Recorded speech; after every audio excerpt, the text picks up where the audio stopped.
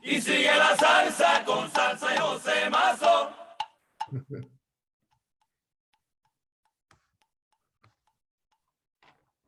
Y sigue la salsa. Good evening and welcome to another edition of Con Salsa. I'm Jose Mazo. Tonight, a very special program in which we have a very special guest, someone who needs no introduction but nevertheless deserves an introduction. Many of you know him as a musician, you know him as a singer, composer, band leader, actor, activist, lawyer, politician. I would add that he's also an educator, a chronicler, and a public servant. And I hope that we will be able to touch on some of those subject matters there in this conversation with him. But he is the city of Cambridge. Tomorrow, Thursday, he will be receiving the 2022 Harvard University Arts Medal. He will be the first Latino to receive such a distinction, and we're looking forward to that event taking place mañana. Saludos, mi gente, bienvenidos a otra edición del programa Con Salsa. El nombre mío es José Mazo. Gracias por estar con nosotros. Hoy un programa especial en el cual tengo como invitado a nuestro gran amigo Rubén Blades. Ustedes lo conocen como abogado, como cantante, como compositor, activista, humanitario, actor.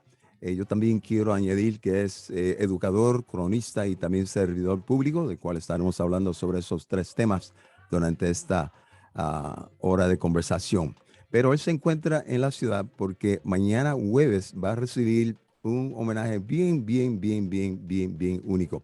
Será otorgado la medalla de arte de la Universidad de Harvard para el año 2022. Así que, Rubén, te doy las gracias por estar conmigo y te doy la bienvenida y felicidades con lo que vas a recibir el día de mañana. Hola, José, buenas a todos los que me están escuchando. Muchas gracias, José, por la oportunidad. Siempre un placer hablar contigo. Somos amigos hace muchos años y tú has estado muy consciente de gran parte de mi desarrollo como artista.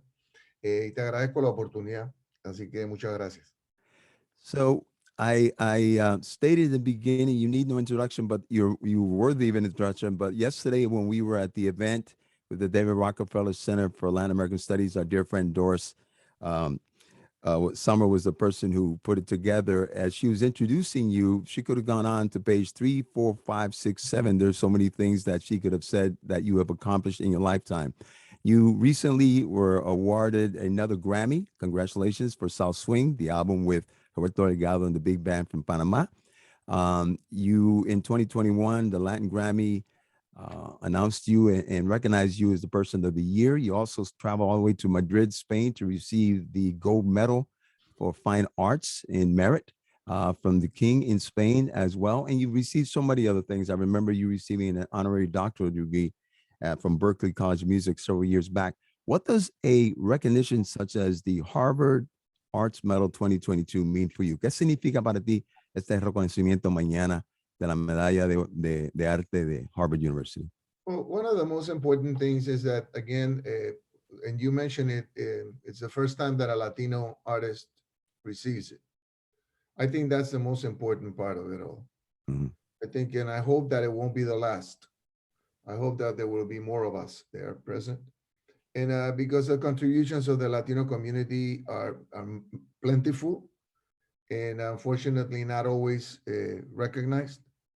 So I am very proud of that, the fact that I'm representing Latinos in this area with this prestigious university. And the other thing I wanted to comment is that you really, the award is being given not just to me, but really to all the people that have made me possible. You know, success is, and I've said it and I continue to say it, success is never one person alone. You know, there's so many people that have contributed throughout my life, from my grandmother, my father, my mother, my teachers, my neighborhoods, you know, my Los Salvajes del Ritmo in Panama when I began, Papi Arosemena, and so on and so forth, and Rey Barreto, Willie Colon, Sei del Solar, Son del Solar, and now I'm working with Roberto Delgado, Editus, also, now Roberto Delgado and the Panamanian Big Band. So, you know, I have all those people to thank and to include in this award because they're not just giving it to me, but they're giving it to the result of the help and contributions of people that are more talented than me and that know more than I do and that have contributed to me to become what I what I could be. Mhm. So that's something I keep in my mind always and in my heart, and I always talk about it because there are many people that are more deserving of awards that don't get awards. So in a way, I feel that whenever I have this opportunity, I have to include them as well because they're out there and they're also educators and they also educate and help me to reach this point. You know, you speak about your family and your extended family of friends and colleagues and whatnot. Tú hablas de tu familia. Ayer me di de cuenta que en muchas ocasiones el público en general se pierde, ¿no? Con los logros de un artista como tú, right? They think about you as the artist, your Grammys and everything you've done as an activist, humanitarian, et cetera, et cetera. But yesterday at the conversation with the students, you highlighted you know, your mother, Anolan Diaz, que en paz descanse. You highlighted your father, Rubén Darío. You highlighted your grandmother, Doña Emma, and the roles that they play. And in many ways, my takeaway after the conversation, I came home, I listened to some of your songs. I listened to Plaza Herrera. I listened to West Indian Man. I listened to Rosa los Vientos. I listened to Como Nosotros, in particular Como Nosotros. And my takeaway, Rubén, anoche cuando yo salí was that what I heard you say clearly to us, what you do is different to who you are. Who you are is like the son of Anolan, the son of Rubén, the grandson of Emma. How does that, how does the who influence the what you do, and how does the what you do influence the who you are and the roles that these people play? El papel que jugaron esta I think, persona. yo creo que I think basically it's a look, what they ended up doing was forming character. They formed my character and they created my direction in terms of spirit in education as well, because my grandmother was instrumental in that. And that added to the neighborhoods where I lived, the kids that I exchanged experiences with, and their parents.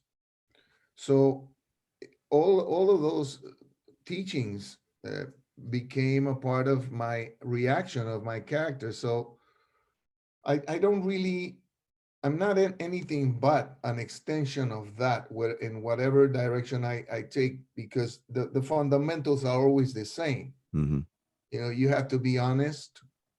You have to be clear about what you're doing and why.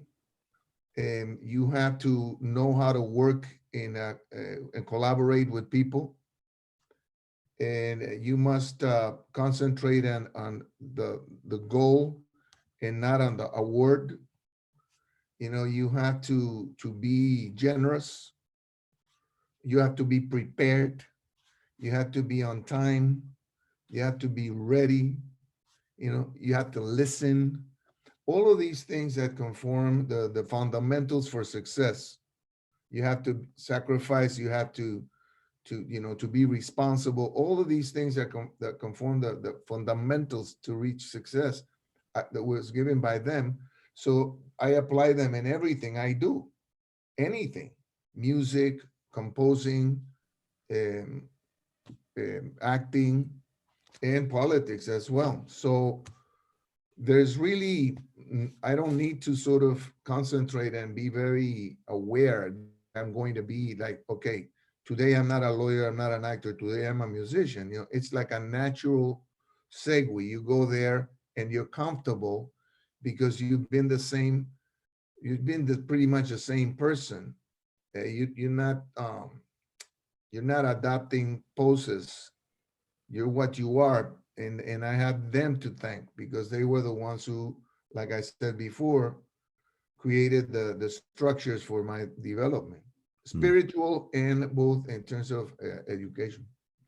Speaking of education, hablando de educación, you and I come from the 20th century of education. We're now in the 21st century. Yesterday, you met with students who are very much of the present form of education.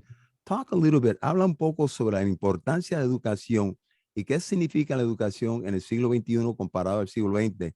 ¿Y cuál es, en tu opinión, la meta de la educación? ¿Para qué sirve la educación? What's the worth of education? En realidad, la base de los estudiantes es la misma en términos de su curiosidad, en términos de la responsabilidad que sienten hacia su trabajo, hacia su materia, hacia su obligación de graduarse. Yo siento que son tan responsables como los que yo vi antes. Así que en ese sentido la disposición no ha cambiado, por lo menos no la he visto cambiar aquí ayer cuando conversé ni en los días que he estado conversando desde el lunes con estudiantes acá. Mm-hmm. Lo que sí veo, hay varias cosas, que es que, y aquí en Harvard, y así, cuando yo estuve acá, el dean, el decano de la Facultad de Derecho, de graduados en Derecho, Frederick Snyder, y hacía mucho hincapié en la necesidad de enseñar al estudiante a pensar. O sea, en el siglo XX, creciendo, cuando yo tenía 7 años, de 7 de los 7 básicamente a los 16, 17, la educación estaba más dirigida a memorización, y en realidad ahora uno ya con la experiencia que uno tiene entiende que realmente el exitoso proceso de educación es el de enseñar a la persona a pensar. Y eso es algo que yo no creo que necesariamente se está haciendo en el resto del sistema educativo. Todavía no se ha descubierto la manera o la importancia de enseñar a la gente a pensar y no solamente a memorizar o a tratar de aprobar materias específicas, ¿no? Mm-hmm. Y eso yo creo que también ocurre porque no ha habido un examen de aptitudes. Las escuelas son one size fits all. Y eso no debiera de ser así. Las escuelas debieran de hacer exámenes de aptitudes e identificar cuáles son las ventajas y las fortalezas que tiene cada estudiante, cuáles son sus debilidades, y en términos de su entusiasmo y su disposición hacia ciertas disciplinas, orientar su educación en esa dirección, por el lado en términos culturales y espirituales, y por el lado profesional, también después de haber determinado qué es lo que el país necesita en términos de fuerza laboral. En mi opinión, eso es lo que se debiera estar haciendo y no se está haciendo. Pero los muchachos estos yo los veo que están todos muy preocupados por hacer las cosas bien.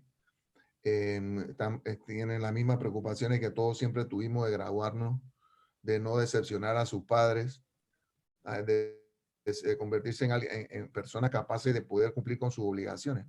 Eso todavía existe, pero yo creo que el sistema es el que tiene que ser reestructurado y cambiado para hacer énfasis en la necesidad, uno, de educar con el propósito de enseñar a las personas a pensar y a resolver problemas, y dos, el de utilizar sus aptitudes y sus intereses y dirigirlos en la manera correcta para poder extraer de esa ventaja lo mejor posible para la comunidad. So when you speak about critical thinking and using the skill sets so that you can be a problem solver as a result of your education, right? In other words, you're basically stating if education were to do what it's supposed to do, it starts off with that, right? Yeah, Making it so that we. Because you also, but remember, you're educating people, especially when they're young. Mm-hmm. You're not just educating them so that they can work. You're educating them so they can become better human beings. In that part, I don't think we're doing the job. We need to educate people spiritually and in terms of their character as much as we need to provide them tools with which to create a laboral possibility for them in the future. So we're not really understanding that duality that must be, in my opinion, should be addressed.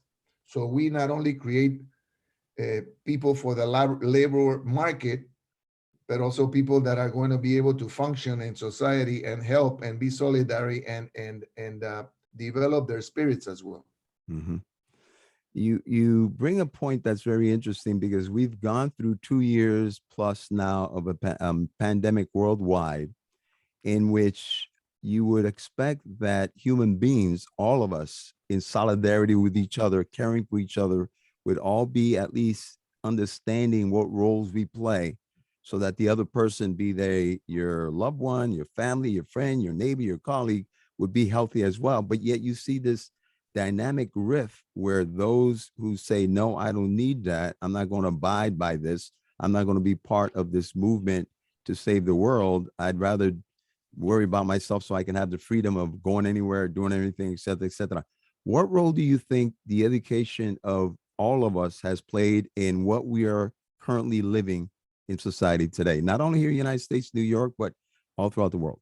I think basically it's a labor in the house. I mean, you know, you have, the other thing we have to understand is that, you know, when you send, when parents send children to school, they're sending them to be educated, pero un profesor y una maestra no están allí para criar hijos ajenos. Mm-hmm. You know, they're not there to raise your children. You raise your children in your house. The teacher is not the father or mother, although many of them end up being that, surrogates, mothers and fathers. So you have a responsibility in the house, first and foremost, to create the basis for this child, spiritually in terms of character. The teacher is going to work with that. But if the kid doesn't have that, then you're going to have a problem. And that ends up, in many cases, in my opinion, if you don't have that guidance at home with children that are do not understand that in a society, you not only have rights, but you also have obligations. Mm-hmm. And they feel that the obligations do not exist when they have not been pointed out to you in your home, and when there haven't been any consequences anytime that you do whatever you want. And with that action, selfish action, you place others in danger, or you end up disrespecting the need for solidarity and for respect for someone else's rights. That is the foundation and the condition under which the society should exist and sustain itself. So I think that the first failure is in the house. Mm-hmm. So if you don't have a family that teaches you the foundation, the basics, the teacher in school is not going to have the tool and the base that he or she needs to be able to teach anything, because of that lack of that first layer, that first base. That only comes from the house. La fundación que llega de la casa. Eso viene de la casa. De la casa. Entonces, eso es lo que tú presentas como el papel de la educación. Tú como educador, y digo eso en el sentido que tú no eres maestro en un salón de clase, pero tú llevas años en el cual por medio de tus canciones informa y también educas, y por medio de tu persona tiene charlas y lleva años, y yo lo sé, con niños jóvenes hasta adultos y los que están en universidad, etcétera. ¿Cuál es la pedagogía que tú quieres que ellos se lleven de tu conversación con ellos? Por ejemplo, el de ayer con estos jóvenes que estuvieron con nosotros. Básicamente lo que yo creo, lo que creo que es necesario es que entiendan que el propósito de nuestra vida debe ser siempre el de compartir cosas. Es decir, algunos de nosotros nos vamos a distinguir más que otros, pero eso en sí no nos convierte en seres especiales al punto de escapar nuestras responsabilidades y evadir nuestras obligaciones. Simplemente yo soy una persona famosa como músico y como actor que también enfrenta los mismos retos y las mismas obligaciones que ellos. Uh-huh. Y esto es sumamente importante porque para algunas personas, y alentadas también por figuras políticas y por las actitudes irresponsables de esas figuras y de figuras del mundo del espectáculo, de pronto creen que el que es famoso tiene derecho a hacer lo que le da la gana y que no tiene obligaciones para nadie, y que el resto del mundo gira alrededor de ellos, ¿no? Así que una de las cosas que yo quiero que la gente se lleve de mí, como en el caso de ayer, es que yo soy una persona que sí ha sido distinguida, como dije anteriormente, con la ayuda de muchos otros que me hicieron posible esta distinción, pero que en el fondo también continúo siendo un ciudadano, una persona que comete errores, que discute sus errores en público para así ayudar a que otros no los cometan, que se sabe reír de sí misma, y que tiene sentido del humor, y que no ve en la fama un lugar donde vivir y donde residir a expensas de la realidad ni del contacto con otros, sino que simplemente agradece los aplausos de tal y cual, pero no pierde sentido de quién es ni de la necesidad que tiene de participar en forma responsable con propuestas, ideas, y ofertas que tengan que, como propósito, ayudar a la mayor cantidad posible de personas, sobre todo cuando estamos hablando con jóvenes, para que no cometan los errores que uno cometió y para que se nutran de las experiencias positivas que uno ha tenido, para que sus vidas sean más fáciles que las que uno tuvo. Ujú.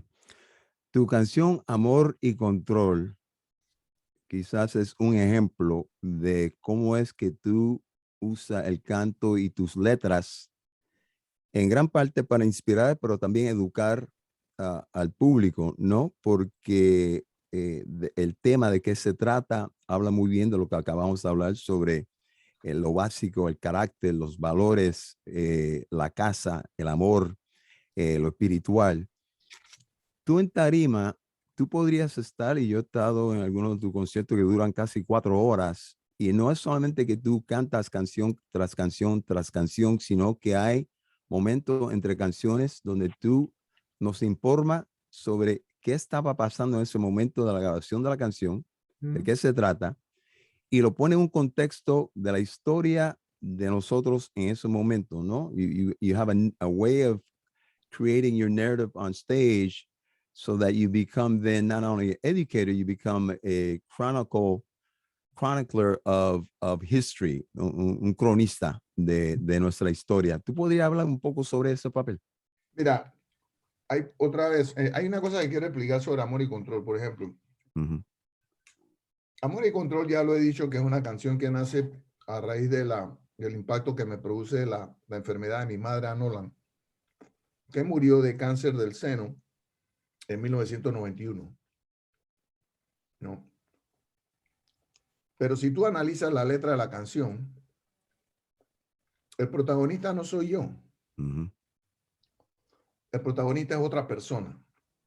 Eso es importante señalarlo porque mi idea siempre ha sido incluir a gente. No es hablar de mí.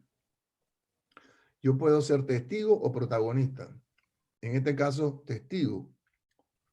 Y lo que hago es crear en la figura del Señor, que le dice a su hijo, yo tengo que hacer esto por ti, una representación de mi problema para crear la conexión de que mi problema es el mismo problema que tiene el Señor, mi dolor es el mismo dolor que Él tiene, nuestra angustia es la misma angustia, la del Señor y la mía, y con eso darla al público el mensaje de que todos tenemos, atravesamos por este tipo de situación y que las soluciones a nuestros dolores son por eso semejantes o pueden serlo, ¿no?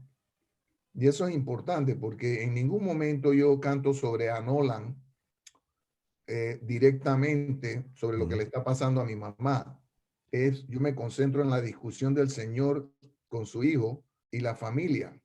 Y al final digo, los vi marcharse con su llanto, su laberinto enfrentando en la buena y en la mala juntos, caminando, y pensé mucho en mi familia. Lo quise tanto aquel momento que sentí que me ahogaba el sentimiento. Aquel muchacho y mi pobre madre, dos personas distintas, pero dos tragedias iguales. Mhm. Bueno, eso de que cuánto control y cuánto amor tiene que haber en una casa, mucho control y mucho amor para enfrentar a la desgracia, es una verdad universal. Ahora mismo está pasando en Ucrania. Por ejemplo, yo no tengo que hablar ucranio para entender el dolor de una madre o un padre que vea a un hijo muerto por una invasión imperialista, ¿no? En este caso rusa. Yo no necesito el idioma, ni necesito haber nacido en Ucrania para entender ese dolor. De igual forma, en las canciones eso es lo que uno busca. Yo busco transmitir esa comunidad, la existencia de esa comunidad, la existencia de esa similitud en términos de aciertos y de errores que cometemos, ¿no? Para crear la idea esa de comunidad que es tan importante y que es lo que sostiene a la sociedad en términos de paz.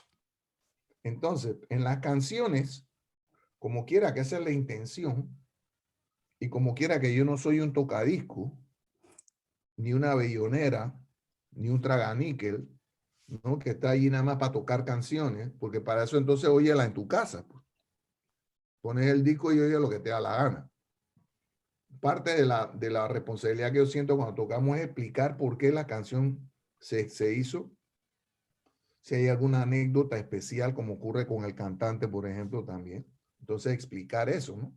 Para que la gente se informe, porque al final de todo, José, the most important thing I find is that you have to share knowledge. You know, if you don't share knowledge, it's gone. La pierdes. El que no comparte conocimiento, el conocimiento se extingue, se pierde. Entonces, son experiencias, pero son experiencias también que son comunes, porque yo siempre he tratado de escribir sobre lo que nos pasa, I always try to write about what happens to all of us in society. And that is one of the reasons why the lyrics never get old. Because that's why sometimes when I'm singing and I have the front row, I tell them none of you were born when this song came out. But they know the song. Why? They know the song because now they are at the age that their parents were when they heard it first. But the situation is the same. It's the same situation for a different generation because we go through the same things over and over, which is one of the things that exasperates me, that in spite of the fact that we go through the same problems over and over, we don't fix them. The problems repeating the same problem. Yeah. So, pero esa es la razón por la cual yo creo que yo explico las cosas antes, porque me interesa también que más que un concierto de música para ver a un cantante y a una banda, eso se convierta en un centro de una comunidad donde estamos pensando y discutiendo y hablando de problemas comunes a través de la música y que a través de la música puedan ser entonces enfocados en una manera no ideológica, en una manera no antagonística, en una manera compartida. Y por eso es que lo hago, porque espero que también con eso, cuando la gente salga y se vaya, piensen en la posibilidad de repetir eso, compartir estas cosas. Y todo eso va ayudando a crear una mejor sociedad. You also share many of your thoughts through essays on your RubénBlades.com, La Esquina de Rubén, which for many people, they're long because we're in a society that we're used to sound bites where things are very, 15 seconds headlines, and that's supposed to explain everything. Whereas you go in depth, putting forth your argument or your thought, you posit for our consideration, the pros and cons of what you're trying to state. And in many ways, for those of us who take the time to read those chronicles that you share with us, it's an extension, for me at least, and I'm sure there's thousands of people who agree, of what you have written in music and songs and what you share on stage. It's sort of like those two elements, the songs and your stage presence, are like the appetizer, the preface, if you will, to a deeper conversation, which is your writing. Can you speak a little bit? ¿Puedes hablar un poco sobre ese proceso y la necesidad que tú sientes de escribir y poner y plasmar los pensamientos tuyos? Bueno, digo, otra vez caemos en lo mismo de que mi necesidad de opinar por haber varias cosas. Número uno, yo tengo una tarima internacional porque soy internacionalmente conocido.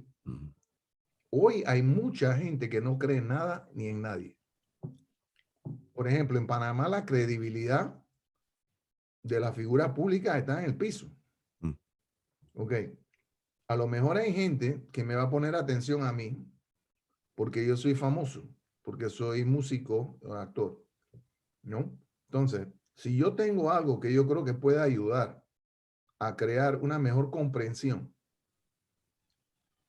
o una discusión más racional sobre un problema que nos aqueja, entonces yo aprovecho esa fama y esa visibilidad para de manera responsable y objetiva y también informada presentar mi posición, que espero ayude al discurso general y a la discusión general. Como en Panamá los periódicos y todos los medios de información de una forma u otra tienen un componente político, aunque digan que no, los dueños y los accionistas en muchos casos son los que determinan la línea editorial del periódico o del medio de información, ¿no? En Panamá, si tú quieres saber ciertas cosas de cierta figura, vas a leer ciertos periódicos, porque los periódicos que esas otras figuras controlan no lo van a publicar.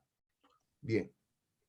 Entonces, yo por eso empecé a escribir en mi webpage, en mi internet, porque primero me garantizo la publicación del texto y me garantizo la publicación íntegra del texto. Ahora, la gente dice, es cierto, Rubén, los artículos son muy largos, pero eso ya me lo habían dicho de Pedro Navaja. Eso ya me lo habían dicho de Pablo Pueblo. Eso ya me lo habían dicho de Plástico. Eso ya me lo habían dicho de Adán García. And so on and so forth. Así que la cuestión de que eso es muy largo no es la primera vez que lo oigo. Y ya sabemos cuando dijeron que Pedro Navaja era muy largo y que eso no iba a tener éxito, ya sabemos cómo terminó ese asunto, ¿verdad? Ok. Entonces, ¿por qué el artículo es largo? Porque yo tengo que explicar un contexto. La mayoría de la gente no lo posee. Yo tengo que explicar el contexto y entonces presentar la posición. I have to explain the context and then present my position because most people lack the context. You know, as far as my articles being long, they said that about my songs too. And we all know how that turned out. So, entonces, es muy importante para mí el que la gente pueda tener otros elementos de juicio que no sean los elementos de juicio que plantean o se plantean a través de la ideología o que se plantean a través del partidismo, ¿no? O de las direcciones políticas que buscan cosas que no son necesariamente las que yo creo convienen al país. Y por esa razón es que escribo, porque es necesario otra vez participar para que la discusión sea una discusión inteligente y no una discusión orientada nada más a satisfacer los intereses de grupos específicos. Y como la cuestión está cada vez más y más difícil por la desinformación que hay, sobre todo la que viene de Twitter y la que viene de los medios de Facebook y de cosas, uno tiene, me parece a mí, más necesidad aún de participar y de explicar cosas. Yo pienso, I think that in context to what you just shared with us, the fact that you take the time to put those elements together, regardless of how many words it takes for you to do it, I think on the other side, those of us who read it and take the time to read the whole thing, because I think there may be people who just read the first paragraph, second paragraph, and then they go off. But I think once you read the whole thing, you can understand beginning, middle, end, the whole context, and then what it is that you're presenting for us to think about so that we can respond. I wonder in this exercise that you've been going through, how many of us have now adopted the idea that instead of conversations being sound bites, they should be conversations that take deeper root, that involve critical thinking, going back to what we said in the beginning, and that involve a what's the word I'm looking for? You moving us to think about not just the problem or the challenge, but what could be the solution, right? So that you're basically stating, here's what I think. Now it's up to us who are reading based on what you posit as being a solution to say, I agree with that solution or I add to that solution. Your thoughts as to the outcome of what you're trying to do.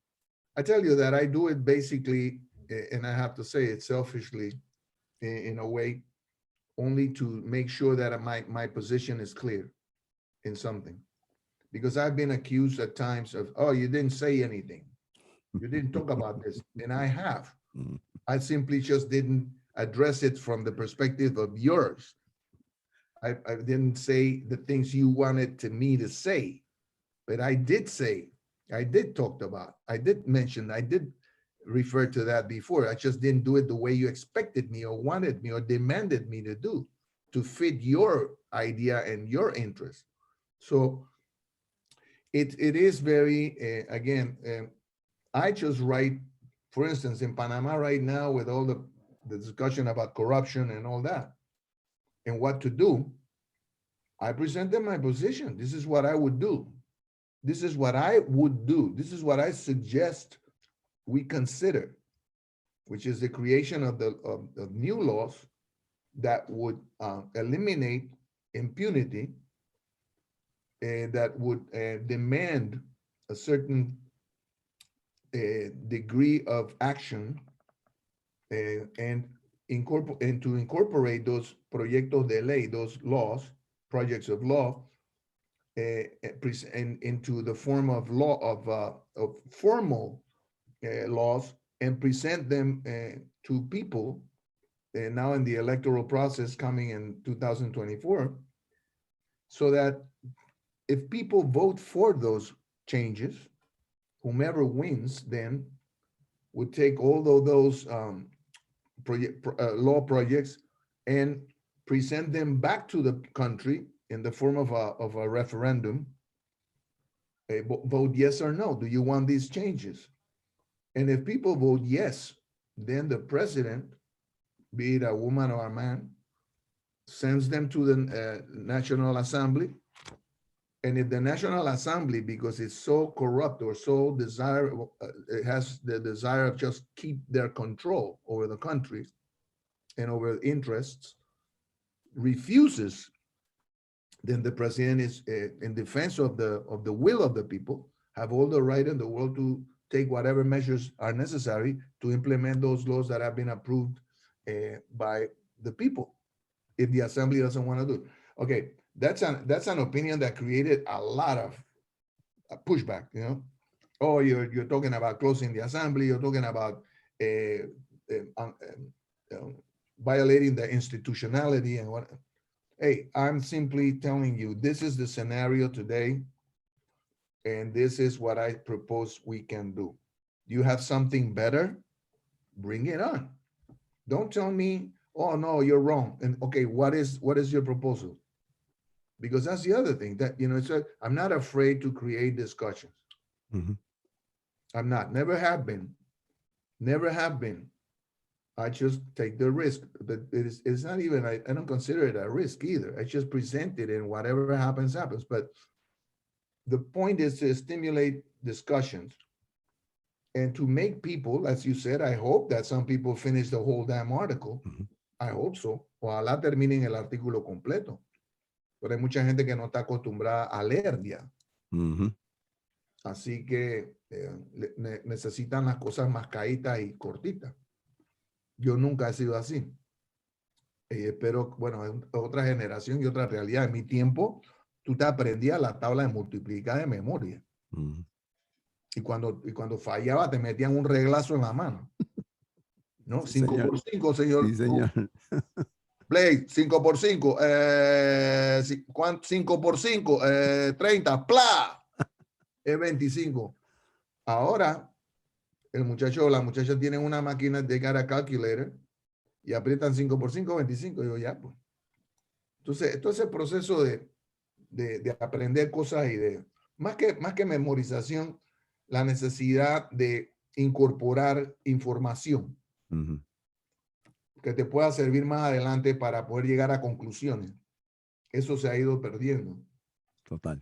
Entonces ahora es un problema porque, otra vez, tú tienes que, como el maestro, tú tienes un muchacho que llega, una muchacha que llega a la escuela sin una formación espiritual, sin una disciplina, y entonces tú tienes que, encima de enseñar, también tienes que moldear ese carácter, Ujú. Tiene que creer. meterte en áreas que son privativas, que debieran de ser privativas de la familia, de que enseñen a los muchachos en la casa y los maestros enseñen en la escuela. Pero los maestros no son los que van a criarle los hijos a la gente. Y hay gente que manda a los hijos a la escuela para que se los críen, no para que los eduquen.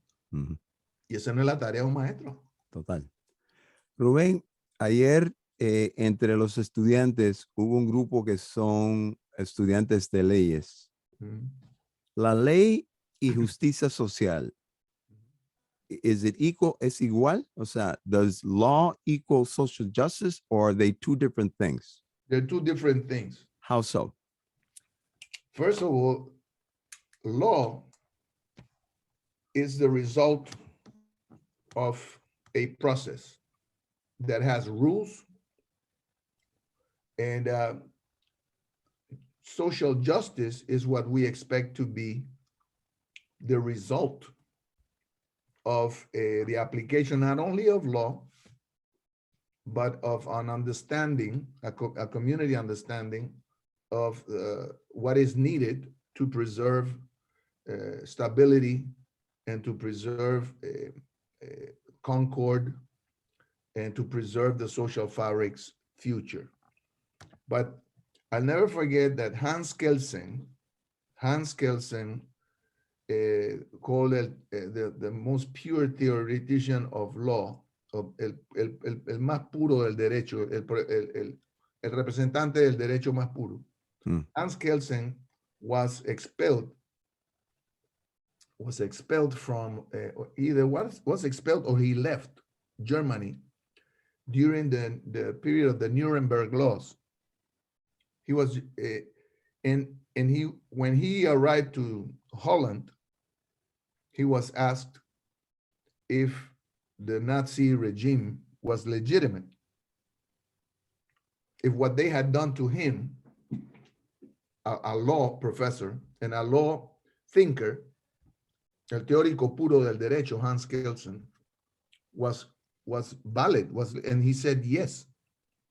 And they were stunned because they said, well, they were equaling the injustice with the law. And Kelsen said, excuse me, they created a law, they presented it through the assembly that they have, the assembly approved it, it was ratified, it became law of the land, they have the power to apply the law, therefore it's legal. And what people don't understand is that in theory, a National Assembly can get together and go through the whole process of a law that declares, for instance, that only people that use the right hand will be allowed to enter public buildings. And it's absurd. You'd say, no, that's stupid. Well, if they pass it and it's published in Panama, in la Gaceta Oficial, it becomes the law of the country for no matter how stupid it is. So there is a difference between law. You would expect that the intention of social justice is included and represented in the law that is going to be presented, in which case, then the law does represent an intention to produce social justice. But if the intention is different, it's still law. It was the German law, legal system at the time that expelled the Jews from life in Germany, even though they were born in Germany and they were German citizens. The law took away those rights in the way that laws are made, that's the difference. So there are laws. That's why Tite Curet Alonso in a song called Desahucio that I did with Willie Colon, there's a line of Tite Curet that says, la ley aplicada mal deja de ser ley. Mm-hmm. And I can understand the spirit of that. Because what he was saying was, if the intention of the law is not social justice, then the law is wrong. And that is morally true, but not objectively true, because you have laws that are, and you have them in tyrannical countries and under dictatorships. There are laws that prevent people from exercising their rights, but they do so because they control the assemblies and the process. Well, you see it in Venezuela also. And to a certain degree, you see it in some states here in the United States, where there's some states that are controlled by one party, and they're enacting laws that will make it harder for people to vote, will make it harder for women to get abortions, for transgender and other communities to even exist. And so it's very much, it's part of the democratic process is what you're saying. And it's part, but the thing is, it's part of the structure of democracy that you can create laws in such a way. And it is up to the people of those states or those countries to protest and to try to do away from those laws and create laws that do reflect the needs, in this particular case, of the majority. The problem of democracy is that it never says what you're going to do with the minority. You know, right, there was a time when you competed, you lost, and that was it. Now, the majority, look what happened in France. Macron won, but he didn't win by a landslide. So you have about 42% of French voters who voted for a right-wing candidate, Marine Le Pen. And what are you going to do with that 42%? That's a lot of people. And if they don't want to integrate themselves and accept the majority vote, what are you going to do? Same thing in this country. There's still some people saying that Biden lost. True. Absurd. 2 years later, forget about that. Oh, no, he did lose. No, he did not. But you have a percentage of people that believe that. You also have now, all of a sudden, a percentage of people who think the world is flat, which is like unbelievable. Jesus, if there's one thing that you shouldn't be arguing, is that the world is flat. I mean, how many pictures do you need? How many more pictures you need of the earth? You know? And yet, some people, they'll tell you, it's my right to believe the world is flat. I don't know if it's a right. Is that a right? You have the right to be publicly stupid. Is that what you want? I mean, and then again, what is a right? When is something a right and when is something a stupid position? I don't know. And then it's like arguing with a drunk. You avoid arguments with drunks. Totalmente. You know what I mean? So I don't know. I don't know how you're gonna solve that one. But that's one of the fact that there are people now saying that the world is flat is unbelievable to me. And that tells us where we are. Rubén, con el poco tiempo que nos queda, quisiera hablar un poco, por favor, de servicio público, porque I see you also not only as being an educator and a cronista, but also as a public servant. You went through years of serving your country, Panama. Last night, you shared with us one of the initiatives, which was going out of the major city of Panama into the rest of the country and looking at doing like an inventory, what the strengths were in certain areas that you could uplift, and then what resources you needed to fill where there were voids, no? What experience did you take away after 5-6 years of public service that you could share with us, having been Minister of Tourism in Panama? I first of all, what I wanted to do was go into the correctional department, corrections department, because the state of the penitentiary system in Panama is deplorable. You know, I worked with people in jail when I was in school from the 3rd and 4th and 5th year of university, and I did my thesis on repeat criminals. So I visited jails, and I actually lived in jails in Coiba. I lived in Coiba for a while with people there because I was doing my thesis and interviewing 60 repeat criminals. That was my thesis about. What I got out of my experience is that you can in fact change many things from government. After the 5 years, I wasn't crushed or disappointed. I was disappointed that there were things that I knew could do and should be done. I could do and should have been done, and I didn't receive the support.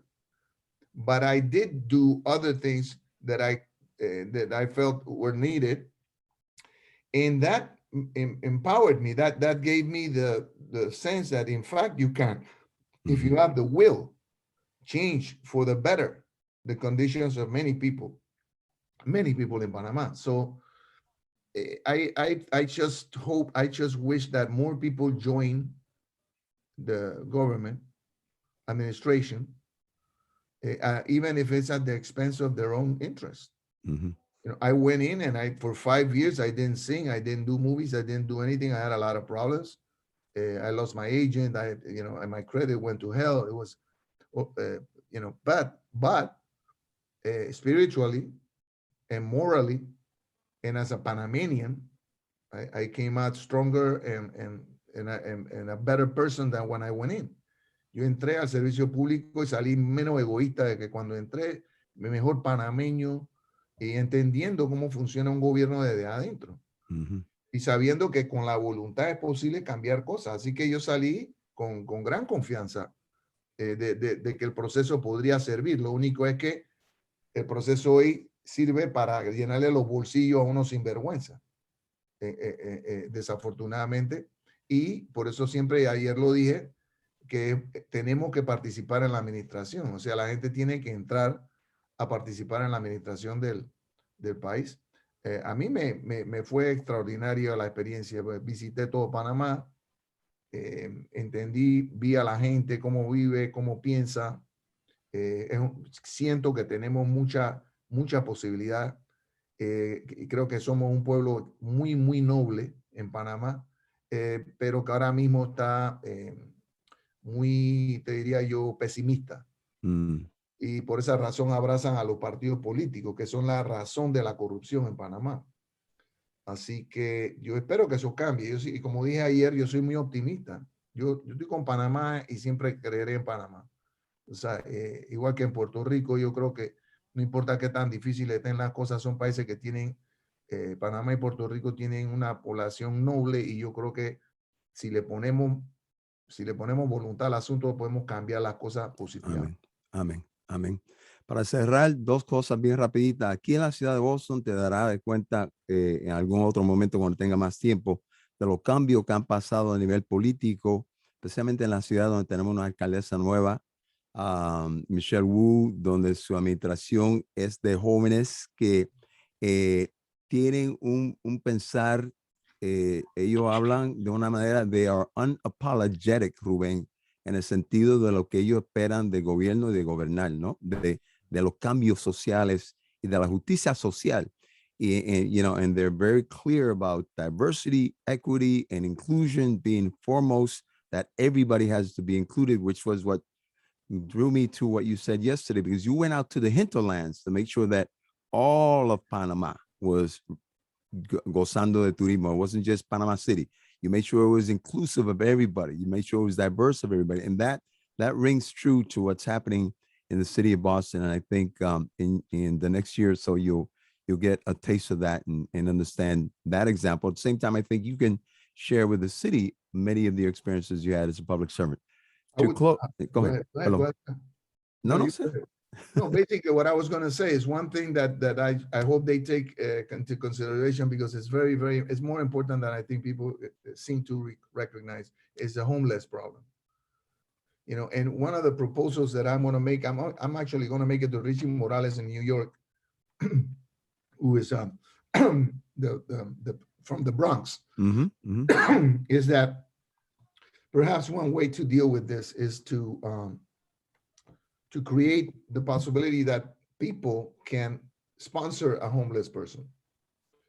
First of all, you got to study the homelessness issue and then separate people who have mental problems and mental issues and make sure that they're going to be taken care of. They take them out of the streets, but because they don't have insurance, so we have to figure out how we're going to pay for that and where are they going to be placed. But you need to differentiate in homelessness the reasons why people end up homeless. One of them is mental illness, okay, and they don't have the money to be taken care of. We have to create a way to take them out of the streets so they do not place themselves in danger and others in danger. And then you have to deal with people who are on the street because of economic reasons. How can you bring them back to their feet? How can you help them continue working and being productive as they were once? Because all you need to go and end up in the street, my friend, is to have a disease, a sickness in the family and no insurance. And that is the end. And I know for a fact, I've seen it and I know what I'm talking about. And I remember when I was in New York at the beginning, the only thing I prayed God was that not to be sick. I didn't pray for fame or anything. I just, please don't let me get sick because I don't have insurance. I don't have medical insurance. And the third thing is those who have become homeless because they don't have any skills that would allow, or they have skills that have not been developed and they can't be employed. So we can train those people and then call for people like myself and others. Okay, how much is it going to cost yearly to take care of this person until this person is back on their feet? And just make those investments, because it's an investment in another human being, make them tax deductible.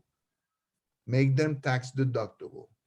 And that's one way to begin to look at how we're going to deal with this issue, because it is impossible to have a community, in my opinion, it's impossible to have a community that takes care of itself, only of their own interest, and survive. And look at people in the street, sleeping in the street or looking for food in a trash can, and not have that eat away at your core as a human being, and that you're not going to bring that knowledge to your house, and you're going to treat people like that as well, and other people. It is totally unforgivable, in my opinion. It cannot be tolerated. So that's one proposal. I hope that I'm going to bring it to Richie, but I hope that the Michelle Wu considers this. It would be, again, first of all, you have to have census of all the homeless, divisions of who had mental problems, who has economic reasons for being in the street, and who has the need to skills, divide them, and then get people and say, well, I'm going to sponsor this person. Right. And add to that, those who are substance abuse and caught themselves in that mix as well. Four areas. Yes, you got it. So that's a conversation worth having and getting the deep dive in. Rubén, thank you. I'm closing with a song I did last Saturday. I did my show, Fíjate lo que hice, and I figured out how many times I played my theme song, which is Eddie Palmieri's Puerto Rico. By June 22nd of this year, God willing, if I'm healthy, I would have played Puerto Rico, the theme of Con Salsa, 2,444 times. That's how I start. And then the end of my show is with this song. Yo siempre termino con esta canción.